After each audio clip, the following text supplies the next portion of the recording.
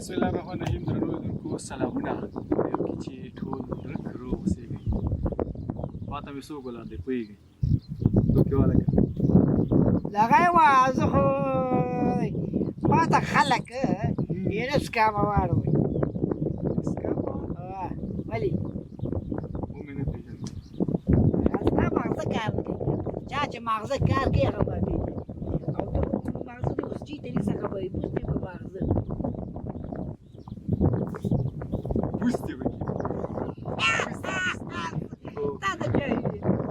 ما وکتل صحیح ده ته دې ماغزه ته وکتل درنو لیدونکو محمد یونس کاموال نن تاسو په خپرونه کې راسره دی یو ځای او راغلي وو شنه شنه پټي شاوخوا ښایسته غر او مخې ته یې ښه د کدوانو پالیز ده ودې شرمو ولې ولې مو شرموئ د کدوانو پالیز اوس چې که دوی وګوري دوی به وایي دا کدوان دي که دا دواړې نو دې قضاوت به دوی ته پرېږده چې دا څه شی دی راځه راځه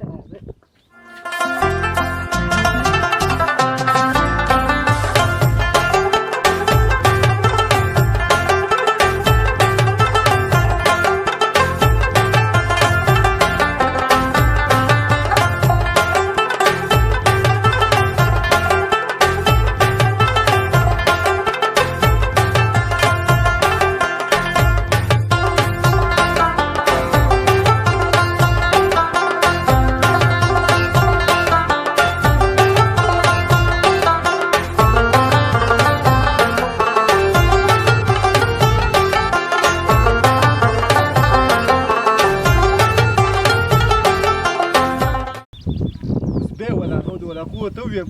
ولې دوی په غوږونو ګوري نه ولې ور وګوره ورته کدو دی بیا وایي کدو دی هندواڼه ده هندواڼه معلومات به وشته چې زه ماتې که چې معلومات که بیا هندواڼه وه بیا به څه شي بیا به دې په ټوک کې دومره ځغلومه دومره که نه دا ټول در باندې سر ته راوړه دا د هغې نه غټه ده ته هیله ده چې کولی شم هغه چې کولی نه شم دا کې به دا کار دی غلبه در کوم فیصله به چا صحیح ده فیصله راشه فیصله په انعام هغه ماما راځه فیصله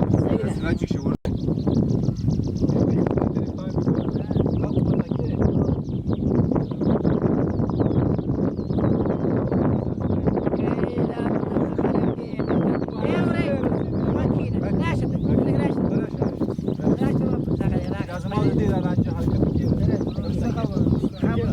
خبره دا ده زه ویم دا کدوان هندواڼې دي زه هم ورته یم چې د هندواڼې زه ویم دا کدو دی کدودونه زیلې پرتې دي چې حیران پاتې زه یم د هندواڼه ده اوس ورته ماتوم زما مغزه خراب دي زما مغزه خراب دی د دم خراب دا ستا مغزه جوړ دی کښېنه مړه ما ته کوته د هندواڼه انا لله وانا الیه کدو دی مخره کدو دی کدو دی مخره دا څه دی یا الفو دا څه کې دا دا غونډه داسې غوړه لګې چا کور دا نه غواړې غوړه داسې غواړه کدو دی مخره کدو خورمه لکه مړ به دغه حال دی که نه اوس پورې وایي کدو دی اوس خبر ورته نه کوي همدا مې ویل زه ماته کړي ډېر ټوکې ګوره همدا مې ویل چې اوس ماته بله ماته کړم نه یو ختمه کړي که لږ په قلاره دام ستاسو ځه جیک شه ځه بیا چا سره رانجه ونه کړي په هندواڼه وکړو ښه نه ماته راکړې بیا دا ستاسو ځه منډې وروسته منډې وروسته دا ډېره خواره تاسو داسې منډه که ځه درنو لیدونکو د دې تمثیل صرف هدف دا و چې ستاسو په څېرو باندې مسکا راولو تاسو یو شېبې لپاره وخندو یونس کاموال خو تاسو پېژنئ چې تل هڅه کوي کوشش کوي چې د خپلو هېوادوالو په څېرو باندې مسکا راولي دوی دپاره داسې څه وړاندې کړي چې د دې خفګانونه له منځه یوسي نو زموږ هم یو همدا هدف و چې هندواڼې رسېدلې دي د افغانستان په ډیری ولایتونو کې او بیا په ننګرهار کې کامې ولسوالۍ کې ترڅنګ خیوي بېسود ګوشته لالپوره دې ولسوالیو کې رسېدلي دي همدې سره بالکل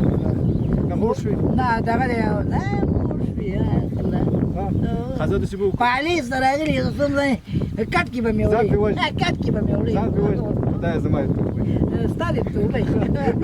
لیدونکو خدای وکړي چې ترسول یم خوښ شوی تر بیا ښې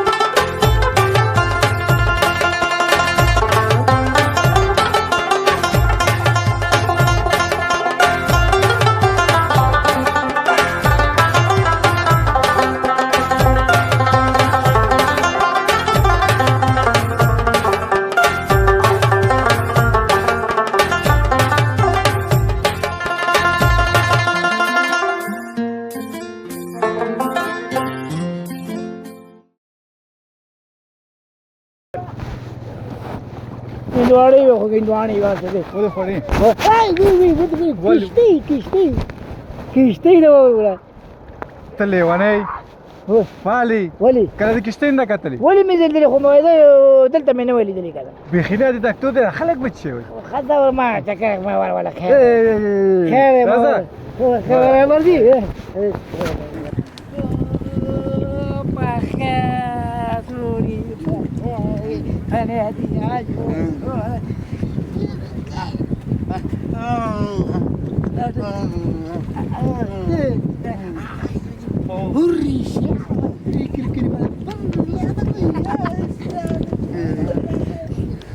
دا څوک دی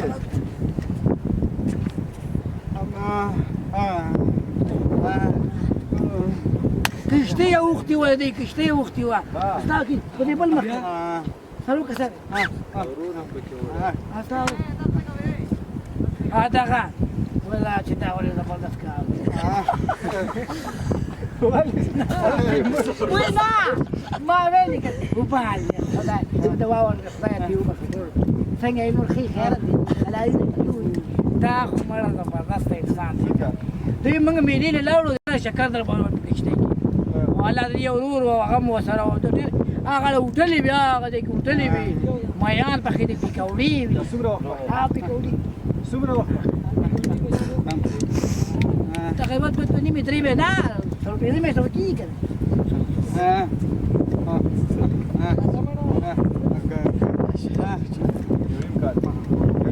یو نیم کال کې مایان مې خوړل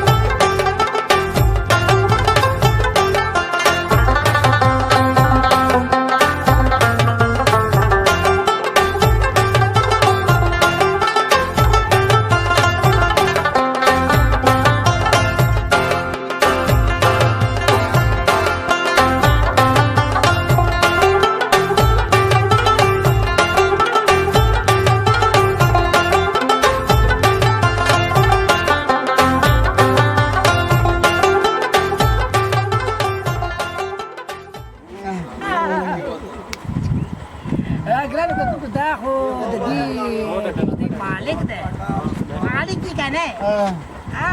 ضرور دی ستړی به شي دی بل ورور دی او دی معنی یو وخت کښتۍ اوښتې